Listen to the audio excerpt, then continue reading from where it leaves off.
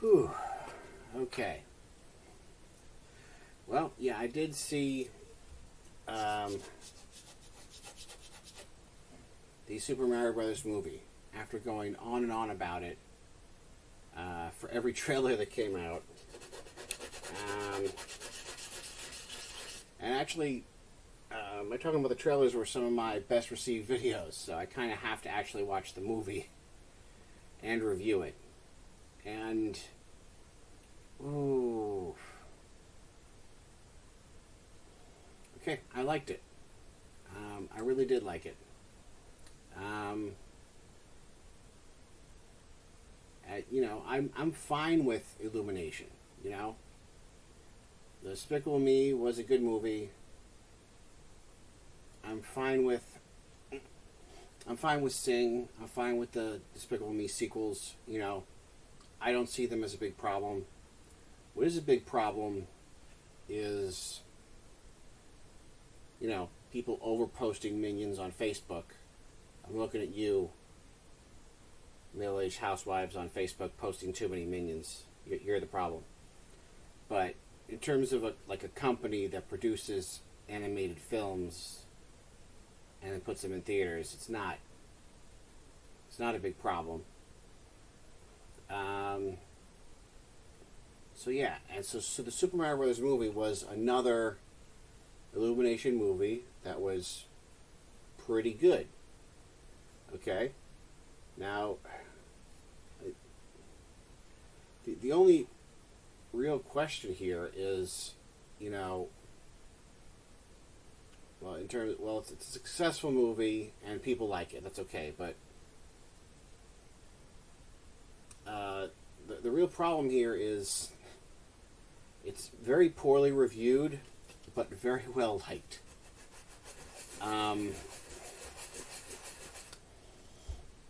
Which is odd. More often than not, the opposite is true. When the critics really like something, but then it just rubs the general populace the wrong way, which is a shame. And the thing is, it's not like, it can't be political, because it's not like this is an anti-trans movie or whatever, and all of Hollywood that is hyper-left hates it for being conservative. There are characters who are giant guns, but they're not on the side of the angels. So I don't see, Hollywood hating this movie for political reasons. So I have not sat down and read other people's reviews of this. I purposely didn't before I watched the movie. And I purposely didn't before I recorded this because I just want to kind of sink my head into it, because even if I do read the reviews, I feel like I might not be getting the real reason why the critics hate this movie. It's like it's all right. The real meat of this video is I'm going to give my hypothesis of why I think that they do not like this movie.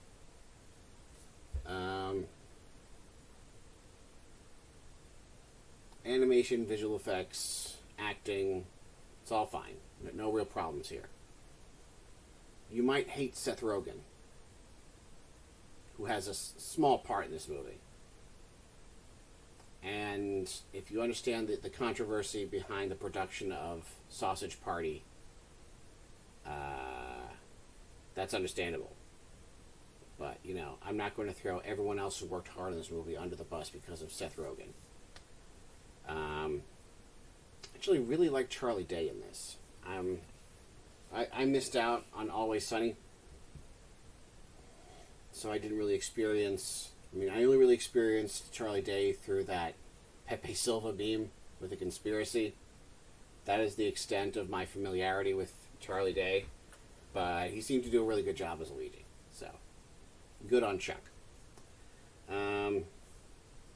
But this movie has a lot of references. And when I say this movie has a lot of references, it kind of puts Ready Player One to shame. Okay? I can tell you that the critics definitely hated Ready Player One because it was all a bunch of references. It's like, how do I explain this? I'm a lover of movies. You know, I love watching Kubrick and Orson Welles and all that stuff.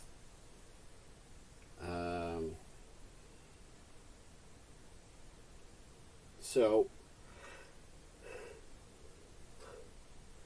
I understand that a movie, a really great movie can be like a clock.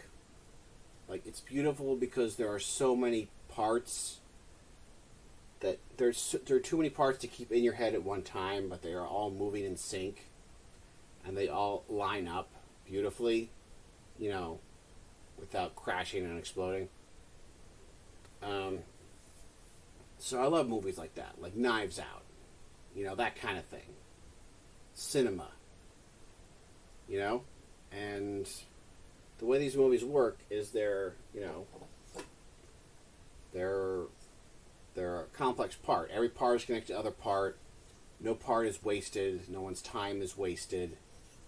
Everything that gets paid off is set up appropriately. It all fits together in a nice little mesh, you know? This movie doesn't do that. This movie, it does commit some cinema sins, as it were. It sets things up, but then doesn't pay them off, apparently. And it pays things off without setting them up. And people who spent their parents' money going to film school really hate that. It's like, you had one job and you didn't do it. You know, that kind of anger. You know? Like, but the reason why, I mean, it doesn't stop the movie from being fun. And the reason why it doesn't stop the movie from being fun is because, you know, it's all a bunch of references. You know, references, you know, basic Nintendo-y things like Wrecking Crew and Punch-Out and Kid Icarus.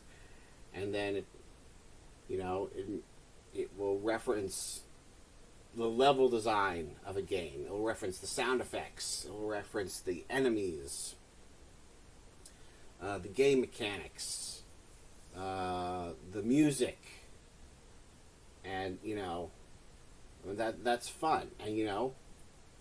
And that's not fair, because if I'm making Knives Out, I can't just reference my way into entertaining the audience. Okay, you can't do that. You have to, put in the work. This movie kind of doesn't have to put in the work. I mean, they put in the animation and the storyboard and everything, but in terms of storytelling, they didn't put in the work. They didn't set up everything and pay it off, or pay it off and set up everything. They just kind of just did it. They're just like, yeah, just out there. And it's an hour and a half. The jokes are funny. It's colorful. I went there with my 2 small children, and it kept them entertained pretty much for 90 minutes, which for my kids is a Herculean task. They're being raised on YouTube Shorts, so.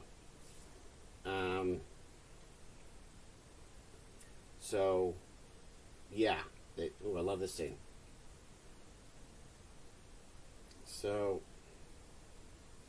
yeah, I think the movie is fine. It's fine if you're a diehard Mario fan and you go buy a ticket to the Mario movie and you sit through the Mario movie and you're entertained. You got your Mario movie. Like, no one was defrauded here. No used car salesman came in and cheated anyone or deceived anyone.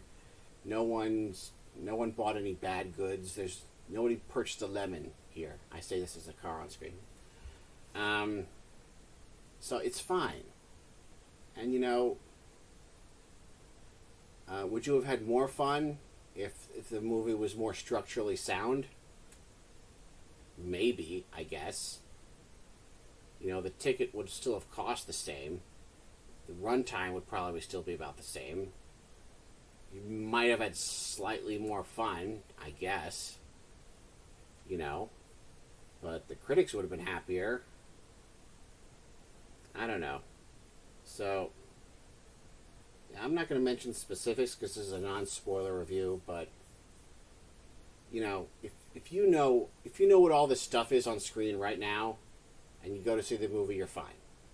If you have no idea what you're looking at,